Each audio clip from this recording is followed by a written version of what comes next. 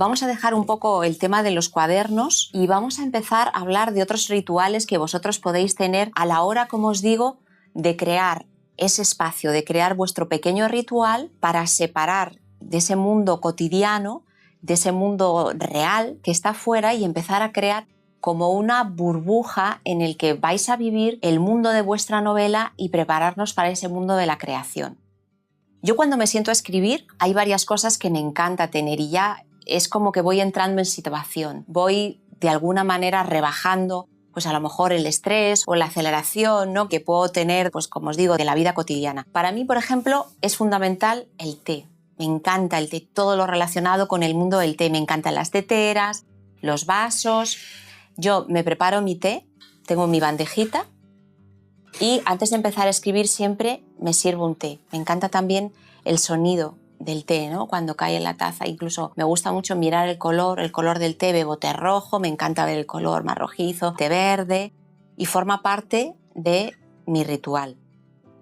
Una de las cosas que me gusta hacer también, por ejemplo, es regar el bonsái, porque además regarlo con este cacito tan pequeño que tengo es una manera, como os digo, de ir entrando poco a poco en un estado como de concentración, ¿no?, lo que llaman como un estado más flow, y vas creando también, como os digo, ese espacio burbuja, ¿no?, ese espacio en el que vas dejando un poco lo que es el día a día y vas entrando en ti y vas entrando en tu mundo. Estas son las cosas que a mí me funcionan. Cada uno de vosotros puede tener su ritual. Podéis tener, como os digo, el té o podéis dibujar. Otro tema que para mí es muy importante y me ayuda mucho a la hora de escribir es el tema de la música. Yo creo que la música es uno de los artes que hace que te transmita una emoción de manera como inmediata casi, ¿no? A mí me encanta escuchar bandas sonoras de películas y mientras trabajo suelo escuchar bandas sonoras instrumentales. Para cada novela que he escrito hago una lista de bandas sonoras, de tal manera que luego identifico o relaciono esa novela con las bandas sonoras que he escuchado. Os voy a dejar en recursos adicionales unas listas de Spotify en la que vais a poder escuchar pues, la música que yo he escuchado para las diferentes novelas. Bueno, hay veces a lo mejor en los que estáis bloqueados, porque nos pasa a todos, hay días en los que te levantas y no te apetece escribir, no entras en situación en ningún momento y a lo mejor tengo que escribir una escena en la que el sentimiento o la emoción que predomina es la nostalgia, la melancolía o la tristeza. Pues por ejemplo, hay una banda sonora que yo escuchaba muchísimo cuando escribía La Casa de los Amores Imposibles, que es una novela en la que estas emociones están muy presentes, y escuchaba La Lista de Schindler.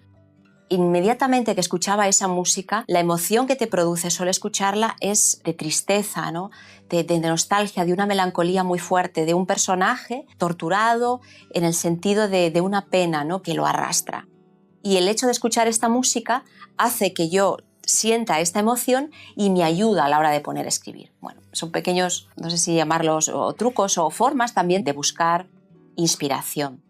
La música, como os digo, para mí es fundamental. A veces escucho música clásica, pero sobre todo las bandas sonoras de películas, porque en mi proceso creativo, que es bastante visual, mientras yo escucho la banda sonora de la película, tengo la sensación de que la novela transcurre en mi cabeza como si fuera una película que va pasando. Y es como si de alguna manera estuviera narrando al tiempo que escucho la música. Si realmente llegas a conectar la música, la emoción que te transmite y tu historia, es un momento maravilloso, ¿no? Es uno de esos momentos que vamos a tratar de conseguir a lo largo del curso en los que vas a olvidarte de ti, vas a olvidarte de quién eres, vas a olvidarte del momento en el que vives, del lugar en el que estás y te vas a convertir, o no es que te vayas a convertir, es tu personaje es el que va a vivir.